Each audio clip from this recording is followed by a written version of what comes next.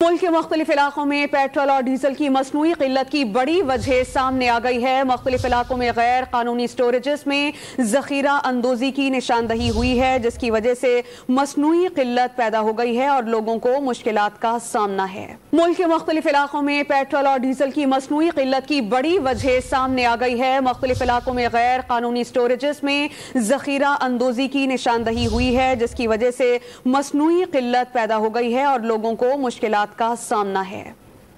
मुल्क के मुख्तलिफ इलाकों में पेट्रोल और डीजल की मसनूई किल्लत की बड़ी वजह सामने आ गई है। मुख्तलिफ इलाकों में गैर कानूनी स्टोरेजेस में जखीरा अंदोजी की निशानदही हुई है, जिसकी वजह से मसनूई किल्लत पैदा हो गई है और लोगों को मुश्किलात का सामना है।